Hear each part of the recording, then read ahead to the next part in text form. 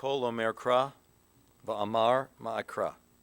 Kol habasar chatzir, v'chol chasto ketzitz hasadeh. Yavesh chatzir, novel tzitz ki ruach Adonai nashva bo. Achein chatzir ha'am, yavesh chatzir novel tzitz udavar Eloheinu, yakum li'olam. A voice says, cry out. But I ask, what shall I cry? All flesh is like grass. All of its beauty is like the flower of the field. The grass withers and the flower fades when a wind from God blows upon it. Surely, therefore, people are like grass. The grass withers and the flower fades, but the word of God endures forever. Mizmor LeDavid, Adonai roi lo echsar binot deshi arbitzeni, al mei menuchot yinhaleni, nafshi yishovev, yancheni v'magle tzedek leman shemo. Gam ki elech begeit salmavet, lo ira ra, ki ata imadi. Shiftecha umishantecha hema yinachamuni. The Lord is my shepherd, I shall not want. He has me lie down in green pastures. He leads me beside the still waters. He guides me on paths of righteousness. He revives my soul for the sake of his glory. Though I walk through the valley of the shadow of death, I fear no harm, for you are with me. Your staff and your rod, they comfort me. You set a table in sight of my enemies. You anoint my head with oil. My cup overflows. Surely goodness and mercy shall follow me all the days of my life, and I shall abide in the house of the Lord forever.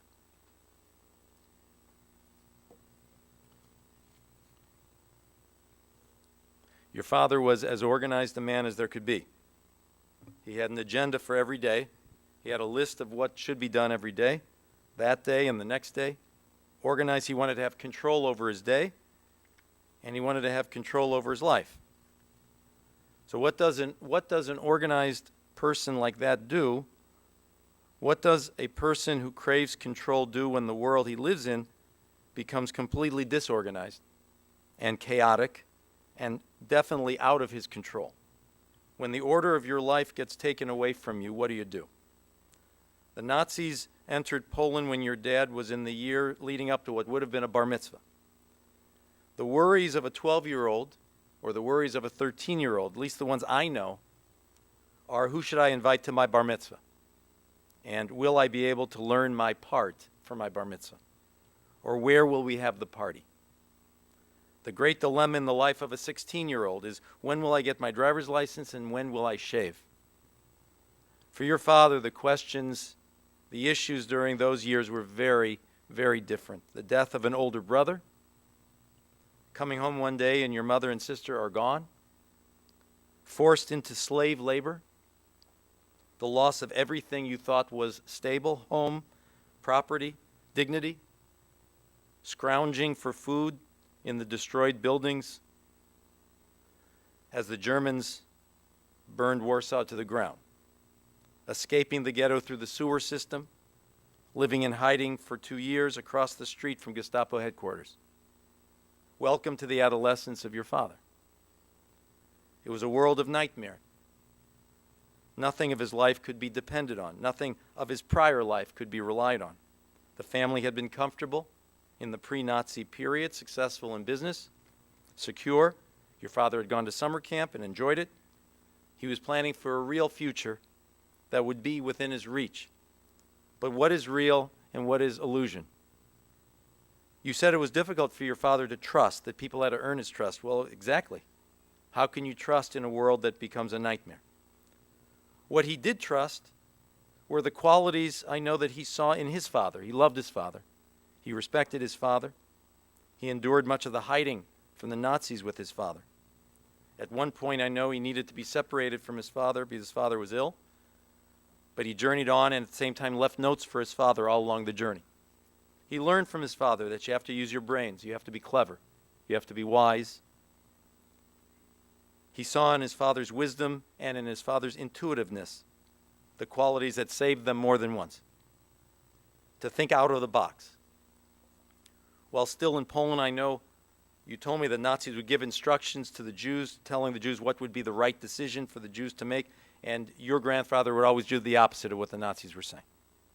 Your dad learned these lessons, and they stayed with him, to be strong, to be tough. He, I know, was also captured by the Russians, and then he gets caught in what's now Romania, placed in prison, gets to Cyprus, then after illness gets sent to Italy, completes high school in 1 year, even though he does not speak the language, gets to America, trained in Iowa, becomes an engineer, and at its peak in America, ultimately building 6,000 apartment units a year and creating epic steel, and is successful because he does think out of the box. Who can tell this whole story? At first, no one could tell this story because he didn't share it, at least not most of it. Perhaps he was waiting for the right moment to tell the whole story. To his grandchildren, he certainly wanted them to learn from his story. And Sammy, you made a number of trips to see your grandfather and to learn from him and to know his story, and you became an important bridge to the next generation. I know he loved history. He loved reading about history and knowing history, and he was a brilliant man. He didn't just read history, he lived history. He was history. He didn't just read about Anne Frank, he lived the life of an Anne Frank. He didn't just read about slavery like we do on Passover, he lived slavery. He did not just read about Pharaoh, he suffered at the hands of a tyrant worse than Pharaoh. We read about the Warsaw Ghetto uprising at my Seder every year. It's a story, but he lived through the liquidation. Perhaps one of 1,000 or so Jews to remain alive from a group of close to 500,000. On the one hand, his past stayed with him. How could it not? He was frugal. He didn't believe in waste. He never forgot the deprivation. He never forgot the scarcity or the hunger. But he chose. He made a willful choice not to simply curl up in bitterness. He chose not to simply turn inward and shake his fist at the heavens. He chose to live, and he chose to build, and he built a family with your mother, the three of you, his sons, and the families that you've now continued. You know, people go to the stores and they buy these days parenting books, how to be a good parent. There were no such guidebooks, certainly not for survivors who had seen their worlds destroyed. He did what he thought was right. He wanted you to be tough. He had high expectations, and you knew it. And it wasn't going to be about being warm and fuzzy. It was about preparing you for the world. And that meant work, and that meant productivity, and keeping today's agenda, and keeping focused on tomorrow's. And building a new life meant here in America, but building a new life also meant being a Zionist and visiting Israel often. Building a life also meant that after his marriage ended, he would meet you, Sue, and you and he would embark on a chain of events in life that was greatly satisfying to both of you. He had found in you a relationship in which he would find his voice. You wanted to hear his stories. You wanted to hear and learn from him, to share with him. You nudged him and guided him towards better communication. And you became outstanding and supportive partners to each other. He found his voice, and he also found the right ear in you. It's important to love someone. It's important to respect someone. And you and he did that for each other. But even more important for partners is to learn to understand each other. And you grew to understand him. And indeed, you helped others in the family to understand him better as well. All these things that he experienced, both large and small, love, teaching the next generation, opportunity in a new land, continued Jewish identity, even chess and even ping pong. All of those things were the things the Nazis were trying to prevent. I read somewhere, I don't know where, I've read somewhere that everyone thinks that life is about chapter 1, but life's really about chapter 2. That we think life is about plan A, but life's really about plan B in all of our lives. It took all of his wisdom, it took all of his resilience, all of his strength to get him to chapter 2, and he got there. Mark, you actually feel that after all he had been through, your dad actually got wiser in later life. He became more able to relate to people and situations. If it's true that he came to America with either $5 or $10. We never settled that particular question. But if it's true he came to America with $5 or $10 and a tennis racket, this is a man who was determined to live on all levels and continue being a human being. You know, I sometimes ask a family, did your dad or your mom in certain, various cases, did they impact or influence your life? I didn't ask you because the answer is so clear. Your dad impacted your lives in every way imaginable. You know the importance of life. You all know the importance of hard work. That after all he'd been through, he didn't speak badly about people. He was a compassionate boss. He related well to his workers. He was proud of being Jewish, of being Zionist, and of being a builder. He chose the name Fremont, which we surmise he didn't choose by accident, because Fremont was the name of an American adventurer that went west. I looked him up. The press, you know what they gave him as a nickname? Fremont, the Pathfinder. He found his path. He found the necessary path not only for his generation, but for next generation. I think it was his way of saying, I think he chose Fremont because that's the American way perhaps of saying, I'm a free man. I'm a liberated man. I am still alive. And as you said, Sue, he was a man who always had one more thing to do. He always felt he had one more thing to do. That's the way he lived, and that's the way he died. I want to add Mark's words in the statement that you had sent to me. And this is really a way to encapsulate all that I have said. So this is the unbelievable story. This is Mark's words. This is the unbelievable story of Neff Fremont. My father became a builder, a family, friends, and buildings. After the misery inflicted on my father, how does one build? Yet he loved his work. In some ways, he regretted every moment he was not producing.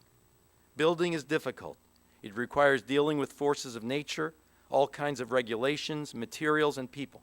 My father considered the disarray and chose to figure it out, to create order. As a structural engineer, designer, and builder, he not only did not allow the world to tumble, he creates an order to allow it to stand. He controls forces like gravity instead of allowing collapse. I sometimes think what must it have felt for him, who had scurried like a rat within the smoldering ruins inflicted upon him by the absolute cruelty of humanity, to watch a structure that he designed emerge from the nothingness. After such tsuris, this is amazing optimism. Picture him at a construction site on a clear blue sky day, an insignificant figure versus the immensity of the site, with a cigarette dangling from his mouth, contemplating the scene around him. A crane hoists a slender girder and rises 50 feet in the air between two columns. Perched on each slightly teetering column, iron workers grasp at the beam with their spud wrench, attempting to penetrate its open holes with a pointed end so that it can be pulled towards their column and its open holes. In minutes, they secure the beam in place with high-strength bolts. Each removes their wrench. One walks the perilous line of the beam to its middle, releases the crane's cable, and then raises his thumb to signal to the operator that it's time to move on. The beam is connected. The structure is plumb and true. To himself, my father thinks, I am. Gary, we're going to call on you to say a few words.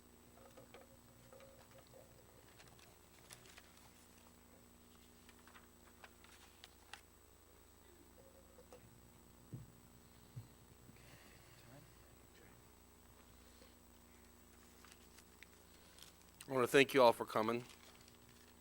And Mark, you did a great job. It's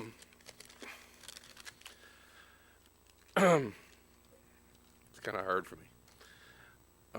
I'm from Israel. That's where I live, and we speak Hebrew. So I'm starting this out with a little Hebrew.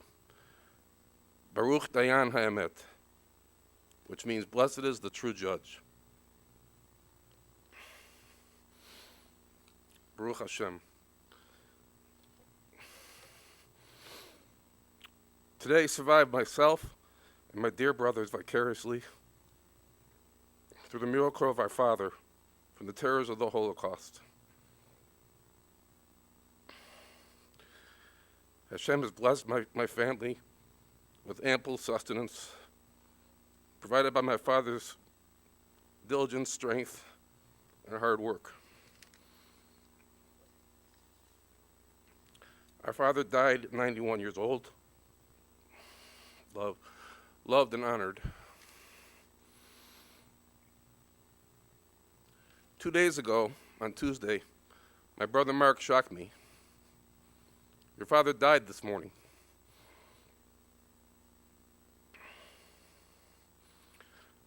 My father said, you get to the age where it's too tiring to live. Sometimes he joked with me, next injury, just shoot me in the head. My dad was hard as nails, yet kind, and all his friends knew him to be. He taught me the value of $1. I started working with him at age 12. We bickered a lot, but we came together. In 1998, he proposed that I go to Israel to help with his property there.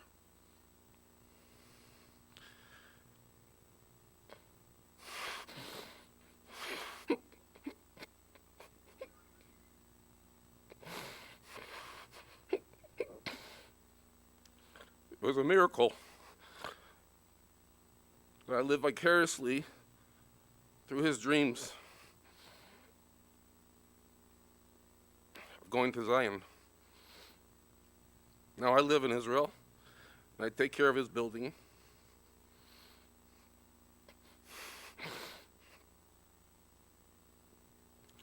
And I hope that he's looking down.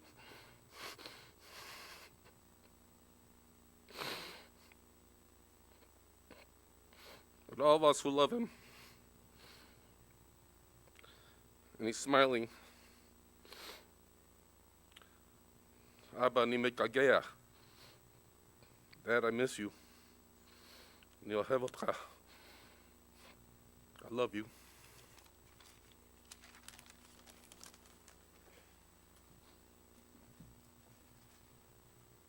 Dan?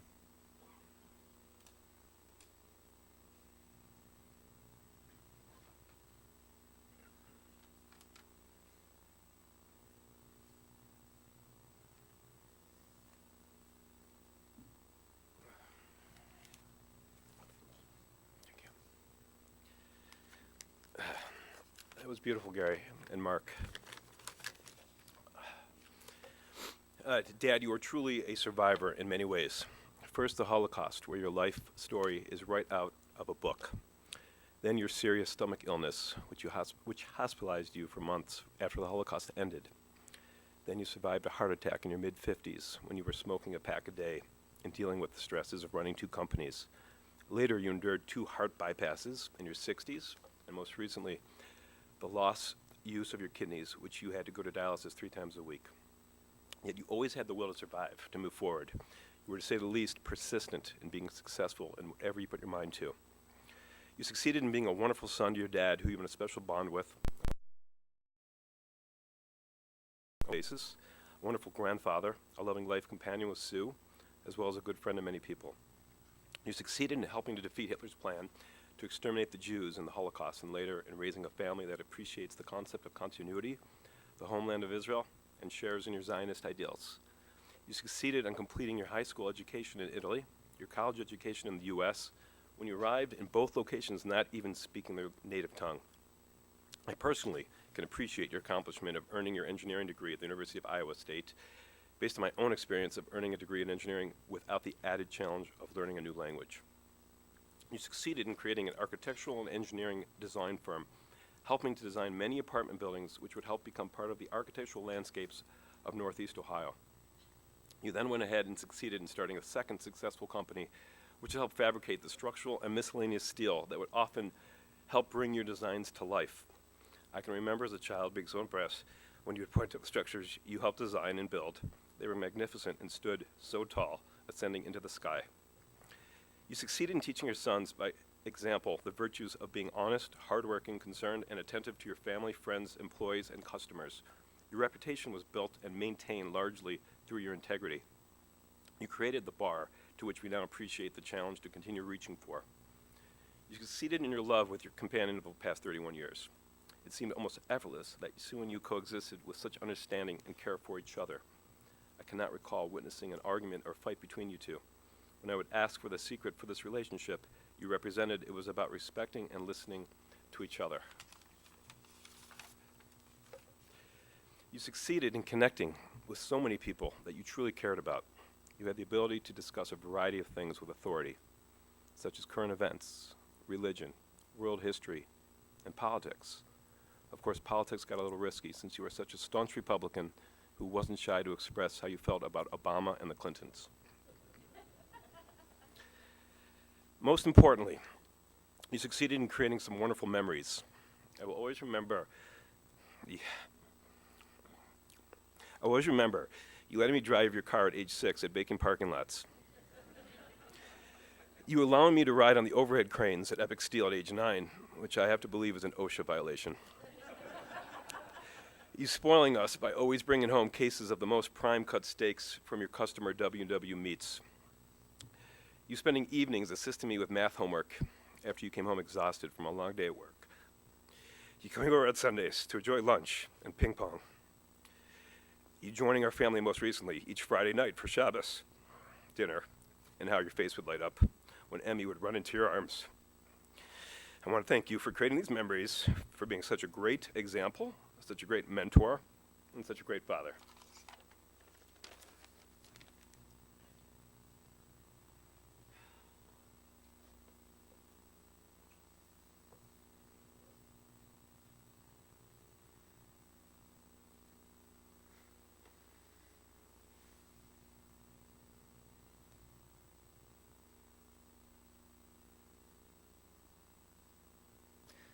The last statement we're going to read is, I'm going to read a statement from Sammy, from the granddaughter.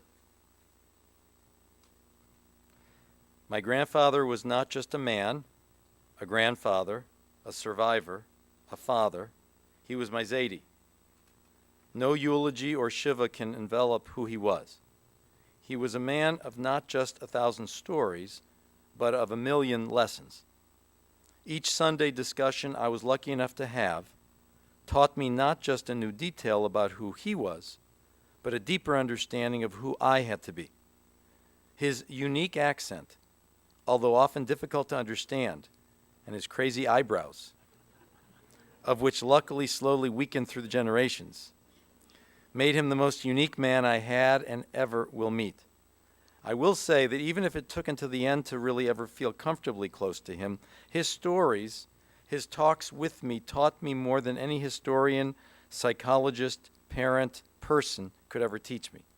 His life was not just interesting, but important. His words were never meaningless, but always analytical, thoughtful, even if they were words I disagreed with, especially in terms of politics. I regret only the fact that I was unable to mature fast enough to hear all of his stories with the depth they were meant to be heard. Throughout his life, throughout every obstacle and burden, he embodied the definition of perseverance. Although he did not always look at the world with overpowering optimism, his life for me will always be one of hope. Just last year, I interviewed Zadie for a class on spiritual journeys. And although I was somewhat surprised in his lack of faith of God, I was more surprised in the overall faith he had in himself. He lived to thrive, and that he did. Despite everything, he made a life for himself. And I know now that he would want his children, grandchildren, to do just the same. It is with much pain that I say goodbye, but much joy that I know he and all of us made certain that who he was, what he went through, what he valued, is and will always be known and embodied by everyone who had the privilege to hear him speak. Sammy Fremont. Very lovely, very beautiful. Let's rise, everybody, for the memorial prayer.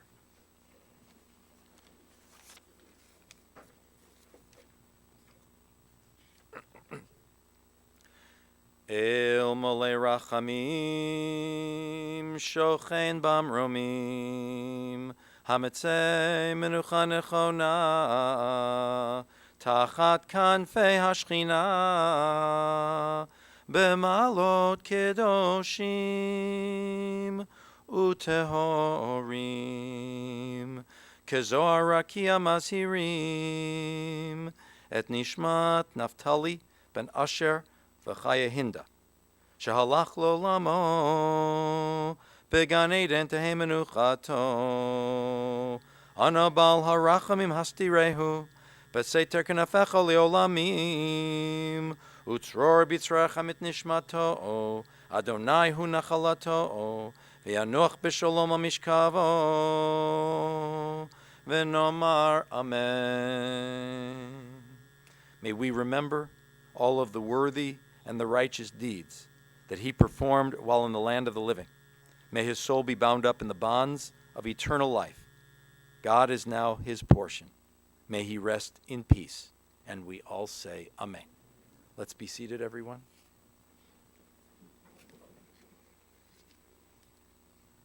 We want to offer our condolences to the family, Gary, Mark and Donna, Dan and Vanessa, grandchildren Sammy and Emmy, and of course to Sue. Our condolences to you.